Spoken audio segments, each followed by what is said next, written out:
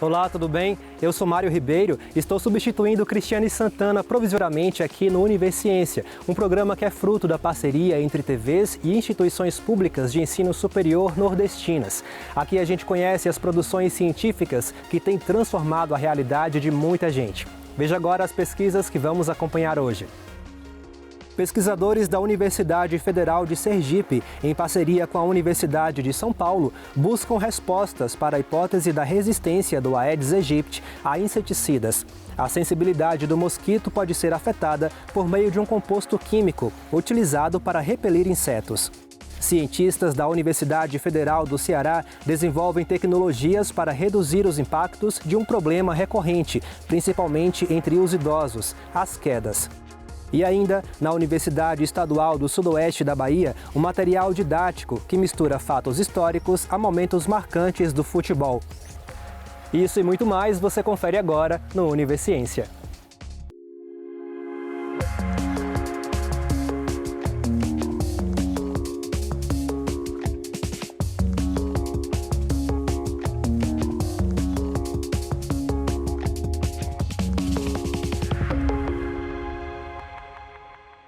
A explosão de casos de doenças transmitidas pelo mosquito Aedes aegypti nos primeiros 6 meses de 2022 no Brasil reacendeu o alerta para o controle de doenças como dengue, zika e chikungunya. Pesquisadores da Universidade Federal de Sergipe, a UFS, e da Universidade de São Paulo, a USP, estão buscando respostas para a hipótese da resistência do Aedes aegypti a inseticidas. Vamos entender melhor na matéria a seguir. Os inseticidas, eles são uma ferramenta muito importante e complementar quando a gente fala de arboviroses, tanto zika, dengue, chikungunya, todas elas que são transmitidas por Aedes aegypti. Os inseticidas, nós já tivemos que trocar várias vezes vários produtos diferentes. Então, existe um fenômeno biológico, que a gente estuda na biologia, que é seleção.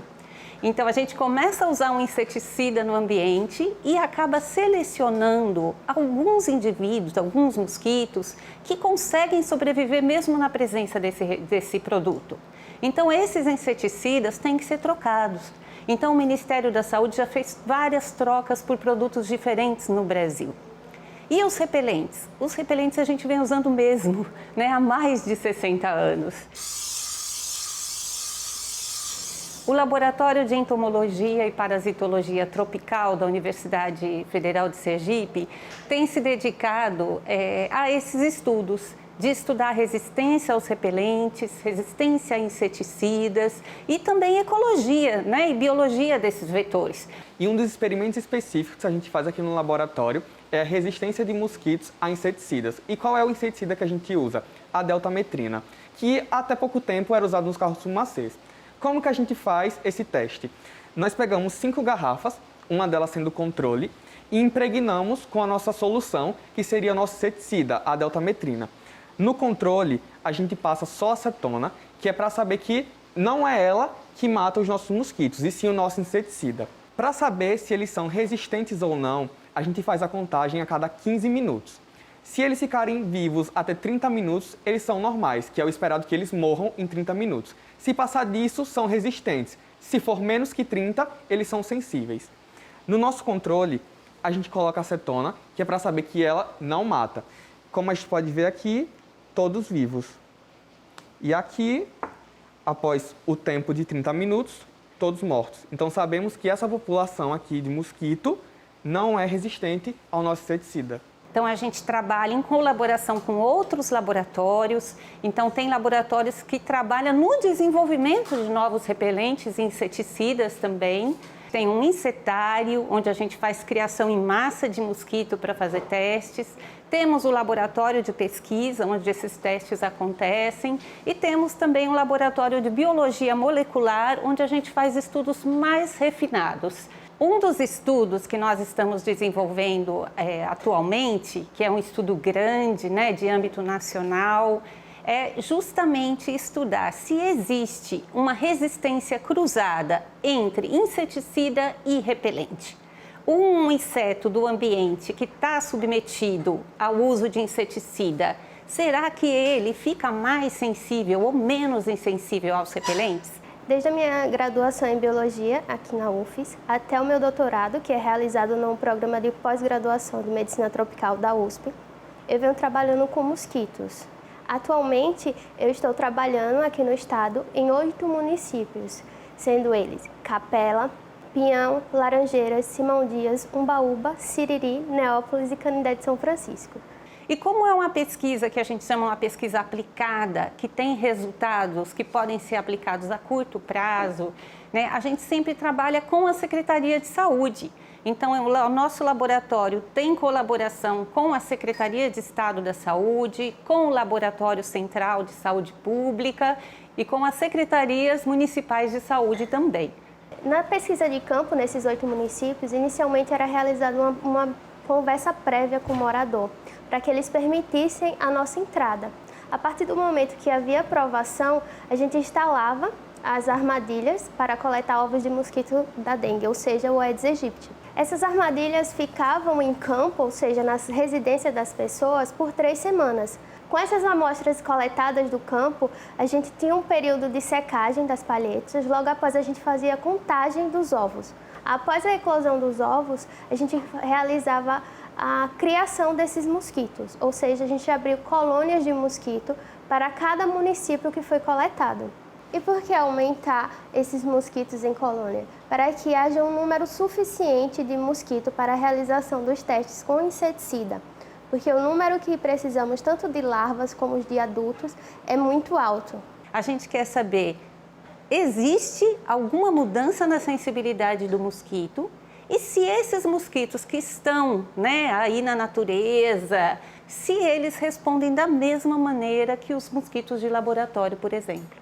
Se nossa hipótese for confirmada e mosquitos resistentes a inseticidas tiverem uma alteração na resposta ao DET, pode trazer prejuízos para a sociedade, porque o tempo de resposta do repelente pode ser alterado, ou seja, você passa, o repelente era para durar 1 hora, acaba diminuindo o tempo, ou tendo que haver um aumento na concentração desse produto no uso pessoal. Veja daqui a pouco, tecnologias ajudam a reduzir os impactos dos problemas provocados por quedas sofridas por pacientes em tratamento. É daqui a pouquinho, depois do intervalo.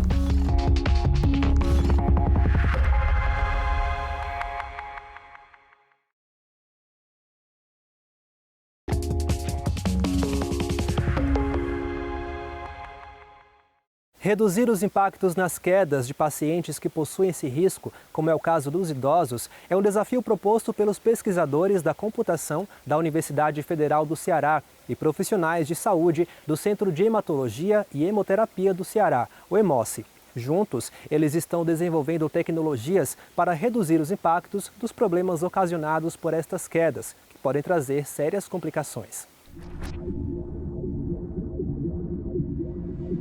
Essa pesquisa ela surgiu com a ideia de resolver um problema relevante e muito comum na medicina, que é como reduzir os impactos do problema de quedas de pacientes, que acaba se tornando mais grave em pacientes idosos e pacientes com debilidade. Todo paciente que está internado, todo paciente que está em tratamento médico é uma pessoa que está, de uma certa forma, vulnerável. Então, é um paciente que tem riscos de cair.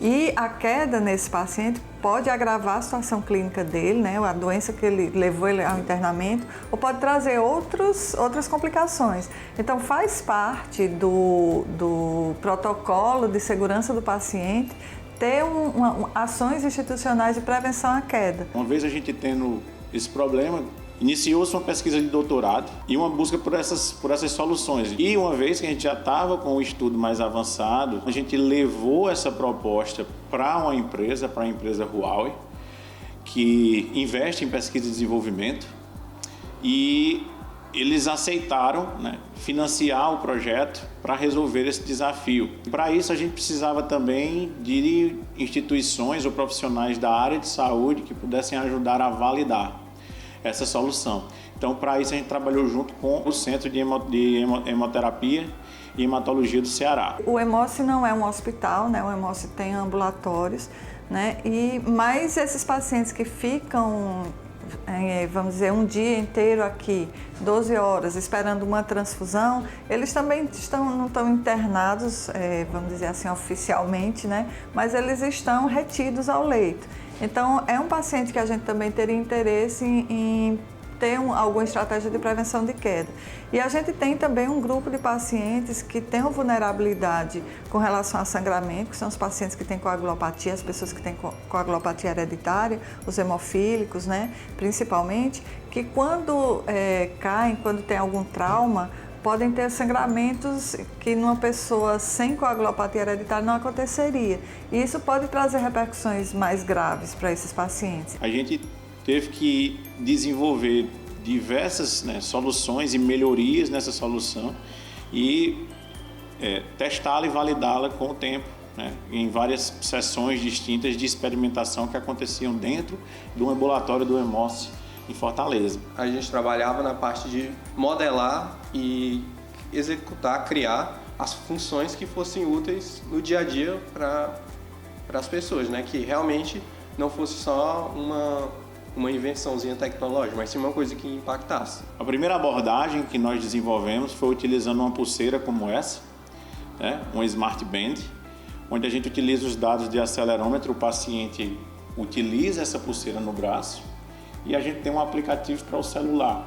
Essa pulseira ela fica comunicando o tempo inteiro com o celular e um modelo inteligente analisa esses dados em tempo real e notifica um cuidador, também utilizando o celular, que vai ter um aplicativo do cuidador. O segundo módulo que a gente desenvolveu foi utilizando já uma abordagem de visão computacional. O paciente não precisa vestir nenhum tipo de dispositivo. Uma câmera localizada em um corredor ou dentro de uma sala, dentro de uma casa ou até mesmo dentro de um hospital, ele fica sendo monitorado através da câmera e um modelo inteligente analisa a imagem da câmera e ao detectar a queda avisa também aos cuidadores que estiverem registrados para receber as notificações. Na busca por uma solução, a gente faz, como toda pesquisa acadêmica que a gente faz, a gente busca na literatura científica para identificar quais são as alternativas, soluções que já existem, mas a gente também tem um olhar, como ela é bem aplicada, a gente também tem um olhar no mercado. Quando a gente começou, não tinha muitas soluções. E entram também outros aspectos quando a gente encontra alguma solução no mercado para a gente validar esse contexto. Por exemplo, hoje a gente já tem outras alternativas, soluções, mas são caras e inacessíveis para a população de maneira geral. Então, a gente tem um olhar de tentar baratear o custo, a gente tem um olhar de tentar ver o que é mais cômodo ou menos incômodo para o usuário. Então a gente sempre tenta buscar uma mistura aí dessas soluções para tentar minimizar os contras de cada um dos fatores. Ao final do projeto, nós já havíamos realizado os experimentos para fazer a validação, tanto com a solução de pulseira como com a solução utilizando câmera.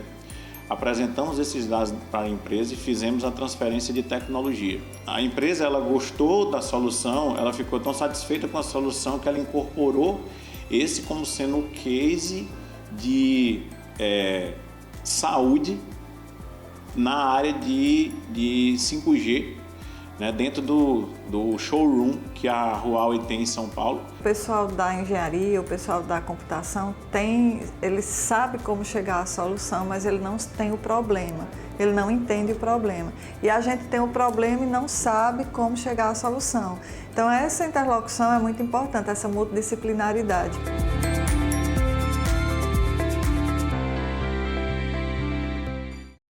Os impactos da pandemia do novo coronavírus são muitos. A educação foi uma das áreas mais afetadas e os reflexos são vistos não apenas no ambiente escolar, mas também no familiar. Como foi o estímulo dos pais na leitura dos filhos em casa? É o que busca responder uma pesquisa da Universidade Federal do Rio Grande do Norte.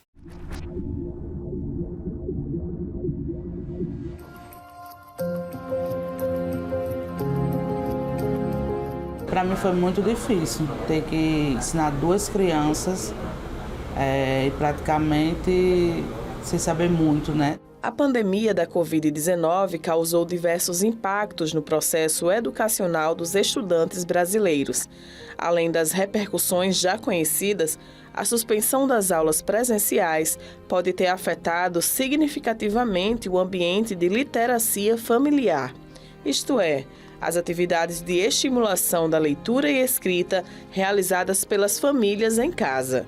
As crianças, elas sofreram, tiveram muitas perdas, principalmente no processo de alfabetização. E foi para identificar esses impactos que a professora Cíntia Azoni, do Laboratório de Linguagem Escrita, Interdisciplinaridade e Aprendizagem da UFRN, desenvolveu a pesquisa, em parceria com outras instituições nacionais e internacionais. Essa pesquisa veio de um convite de uma professora da Universidade de Harvard, em que a gente queria observar nos diferentes países, diversas culturas, como que os pais estavam estimulando os precursores de leitura dos seus filhos. Então, aqui no Brasil, nós somos 2 universidades envolvidas, a UFRN e a UFMG, e esse é um questionário online que os pais respondem a respeito dos seus filhos, em que essas crianças têm que ter de 0 a 11 anos de idade. E nesse questionário a gente fazia perguntas sobre práticas do que nós chamamos de literacia familiar, que é o quê? O quanto os pais estimulam seus filhos para a leitura no ambiente em casa. Nós investigamos no período da pandemia, então esse questionário ele perguntou como que essas práticas eram antes da pandemia e durante a pandemia. Então os familiares tinham que lembrar desses 2 momentos, antes e durante. Nós iniciamos em 2020 o questionário online e terminou agora início de 2022, porque a pandemia também já está se afastando um pouco daquele período ápice que foi 2020, o isolamento social. O primeiro desafio que nós encontramos foi que as famílias que responderam, então aqui no Brasil nós tivemos um número de aproximadamente 2.000 respondentes, e nós nos surpreendemos primeiro com o nível socioeconômico, porque foram famílias de alta renda, média e alta renda, o que na realidade não reflete a maioria da população brasileira. Mas mesmo as famílias de média e alta renda, nós encontramos diferenças de outros países mais desenvolvidos. Por exemplo, os pais compram menos livros para os seus filhos aqui no Brasil, ou seja, não é um hábito tanto a compra de livro quanto ler com seus filhos, compartilhar a leitura com seus filhos. Então isso já mostra que tem uma questão cultural, que não há um incentivo da própria família a essa prática de leitura que é tão importante. Eu vou dar um exemplo bem prático, Alguns países, o número de livros que eles compram, que tem em casa para a criança ler, é para cima de 50. Aqui no Brasil a gente encontrou uma média que não chega nem a 20 livros. Outra questão que nós encontramos é que as crianças diminuíram também a prática de leitura de livros impressos em detrimento dos eletrônicos. Então, durante a pandemia, aumentou muito mais o uso de eletrônicos do que realmente de livro, o livro impresso. Sabendo que não refletia a realidade das famílias brasileiras, a gente veio para uma parte agora que está em execução, que é a gente aplicar um questionário para uma realidade de famílias de nível socioeconômico mais baixo. O questionário, nessa segunda fase da pesquisa, ele é presencial. Então, a gente vem para a escola é muito parceira porque eles marcam horário para os pais virem, a gente aplica esse questionário presencialmente. Ele é mais reduzido em função de todas as demandas que nós identificamos na primeira fase e quais eram as perguntas principais, considerando antes da pandemia e durante a pandemia. E os pais vêm até a gente conversa com eles e depois disso a gente também dá algumas orientações sobre a importância da leitura no ambiente familiar. Os estudos científicos falam muito dessa importância, porque a educação da criança ela não é feita só dentro da escola. Inclusive, essas práticas de literacia familiar, elas são importantes já desde o nascimento da criança. Então, os pais contarem histórias, conversarem com seus filhos, terem essa prática de hábitos de leitura, compartilhar, ler histórias. E isso impacta muito porque esse hábito vai ser essencial para que a criança tenha um estímulo, né? Ela tenha motivação, ela seja engajada para quando ela entrar na alfabetização, ela já ter muitas dessas habilidades desenvolvidas não somente no ambiente da escola, mas também no que a família pode proporcionar para elas, em termos de aprendizagem. Com muitos anos acompanhando as crianças em sala de aula, a professora Cristiane, dos anos iniciais de escola pública, conhece bem a realidade dos seus alunos e do acompanhamento das famílias no processo educacional. A grande maioria não tanto quanto seria desejado, porque são filhos de pais que trabalham, muitos são filhos só a mãe que tem, outros são criados por avós. Então nem sempre famílias que não têm alfabetização, que não têm, então tem essa dificuldade, fora alguns que realmente é a questão de vulnerabilidade mesmo. Mas existe também famílias que acompanham, né? Ou que acompanham da melhor maneira que podem. E aí é perceptível. O aluno que tem um acompanhamento pela família, o aluno que de alguma forma tem esse apoio e essa interação da família com a escola, ele tem um desenvolvimento melhor.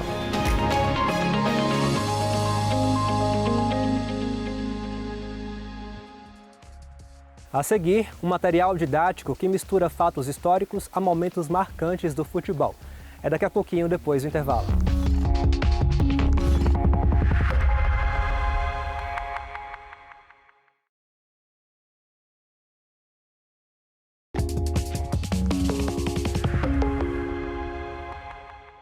As aulas de História prometem nunca mais serem as mesmas depois de um estudo do mestrado profissional da UESB, que gerou um produto didático para o ensino da disciplina. Fruto de pesquisadores da Universidade Estadual do Sudoeste da Bahia, do campus de Vitória da Conquista, o Almanaque do Futebol mistura eventos históricos a grandes momentos do futebol, como as Copas do Mundo, por exemplo. O instrumento garante aulas mais dinâmicas, divertidas e com a maior fixação do conteúdo proposto em sala.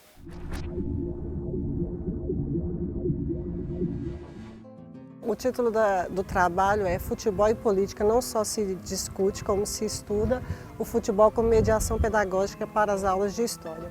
Surgiu da minha própria experiência em sala de aula. Eu tenho 22 anos de sala de aula e em todas as escolas que eu já trabalhei, seja escola noturno, diurno, periferia, centro, ensino fundamental, médio, EJA, profissionalizante, o futebol é um tema recorrente entre os estudantes. Então, eu observei que quando eu conversava com eles sobre futebol, a aula fluía mais tranquilo. Então, eu comecei a utilizar eventos do mundo do futebol para poder iniciar os conteúdos de história. O Almanaque, ele é o resultado do meu mestrado. O meu mestrado é um mestrado profissional. Ele é diferente do mestrado acadêmico porque, além da pesquisa, a gente tem que elaborar o que a gente chama de produto, que é alguma atividade que possa ser aplicada na sala de aula por outros profissionais. Então, a gente pensou no Almanaque como uma forma de ser utilizado na sala de aula para iniciar as aulas de História. A importância está na percepção que Iracema teve de que nós podemos usar diferentes linguagens, diferentes veredas, caminhos para chegar até o aluno. Transformar a história, a aula de História, em algo atraente. E a grande percepção dela foi que uma das possibilidades ser o uso do futebol, uma temática que atrai toda a juventude, que ainda mais num ano como esse ano de Copa, né, atrairá mais ainda, que poderia ser um caminho para abrir o diálogo, para você discutir a partir do futebol, história, política e envolver o alunado nessa perspectiva. O professor já tem essa vocação, com o produto já faz essa ponte. É uma ciência que não estará engavetada, é uma ciência para ser vivida, utilizada pela sociedade. Nesses 22 anos, o que eu sempre escutei também, teve uma escola em particular que os alunos chamavam a disciplina de História de sonologia. Aí eu fui perguntar por quê. A gente tem filosofia, sociologia e depois sonologia. O que é sonologia? Aula de História, professora, dá muito sono. Aí eu fiquei pensando nisso, assim, como motivar esses alunos para que eles não tivessem sono durante a aula de História. E aí o resultado foi que os alunos e as alunas começaram a se interessar mais pelas aulas de História quando eu entrava com algum elemento sobre o futebol. O almanaque da capa ao final são 96, mas aí tem a parte são 96 páginas. Tem as referências, tem muitas imagens, tem muitas figuras, alguns documentos, né, algumas fontes. Ele está bem colorido, está bem ilustrativo, está atrativo, eu diria assim. Tanto para os professores como para os estudantes e para os curiosos que gostam de história de futebol. No começo ele é mais light, eu falo um pouquinho sobre a história do futebol, sobre a história enquanto ciência. Aí a gente trabalha a questão de gênero, futebol feminino, que foi proibido no Brasil, né, durante o governo Vargas. Uma parte bem importante, assim, que é de uma história difícil, mas que a gente tem que trabalhar a questão do nazismo e do fascismo, e a gente pode associar com o futebol. E no Brasil, o regime militar, que se apropriou do futebol para fazer imagem do governo, e aí ficava aquele conflito, quem gostava de futebol não deveria gostar de futebol porque o regime militar se apropriou dele, ou o futebol também poderia ser uma resistência. A gente tentou diversificar bastante as linguagens, então tem indicação de documentário, que é mais pesado, mas tem indicação também de filmes. Tem um filme brasileiro bem leve, que é O Casamento de Romeu e Julieta, que fala da paixão de uma palmeirense com um corintiano, é uma comédia, mas é bem interessante. Tem desenhos, tem poemas, músicas, charges, então tem várias linguagens artísticas para tentar atrair o estudante. Muito criativo, muito apropriado. Ela conseguiu passar por um longo processo, por um longo período, digamos assim, de abrangência histórica, pegando desde meados do século XX, trazendo até os nossos dias, com bastante propriedade. E mostrou em cada momento, quando o poder de Estado se apropriou do futebol, era Vargas, o fascismo, o nazismo, também no momento atual, mas também mostrou o outro lado da moeda. O futebol enquanto um elemento de agregação e de contribuição para a resistência ao Estado autoritário. Um exemplo disso é a memorável democracia corintiana, do saudoso Sócrates, do Casagrande, do Vladimir, uma experiência maravilhosa e um momento bastante difícil da história brasileira, no final dos anos 70. E tudo isso a Iracema conseguiu resgatar e trazer para a sala de aula. De fato, aquela conversa do futebol que no meu tempo, na segunda-feira o professor reprimia, na verdade, Iracema abre, permitindo essa discussão e essa interação com o aluno.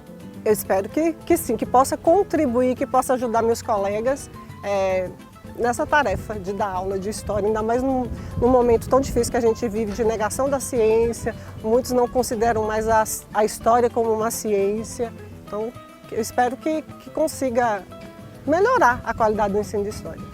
Ele pode ser encontrado no site da UESB, no repositório de dissertações do Prof. História, e também no Ciência na UESB. Você pode baixar, tem uma matéria e no finalzinho tem um download. Tem um site para fazer o download.